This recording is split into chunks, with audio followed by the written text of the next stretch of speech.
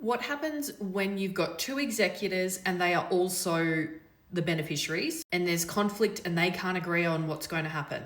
For example, if I appoint my two sons to be my executors and they're also my equal beneficiaries and they have a horrendous relationship and they can't agree on anything, they might not be able to agree on what solicitor should be engaged to handle the estate. They might not agree on whether to sell my house, how much to sell it for, which real estate agent needs to be used. They might just be fighting about everything. What happens then? Essentially, in New South Wales, how I would handle this is both executors would need to go off and get their own independent legal advice. They might need to mediate and their lawyers would help them reach agreement. If they cannot reach agreement, or at least can't get along well enough to get it done, then in a worst case scenario, one of them may need to apply to the Supreme Court to remove the other as executor or have an independent executor appointed.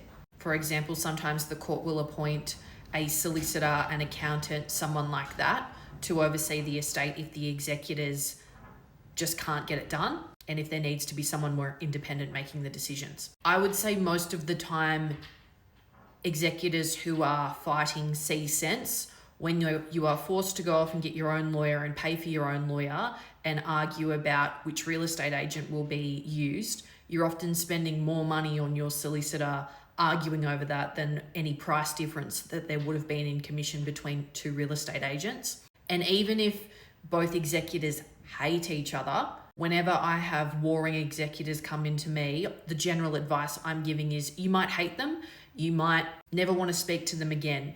But if you continue on this path of fighting with them about everything, you're going to spend so much money and waste the estate. So let's just get on with it and make the decisions. Let's make a few compromises here and there and get it done.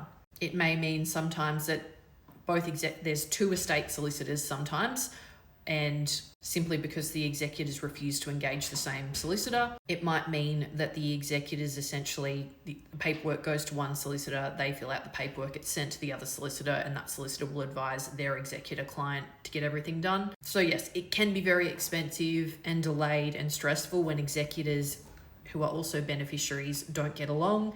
It can mean that there's more lawyers involved, but most sensible lawyers that I work with, and certainly how I practice, will basically tell you, stop it.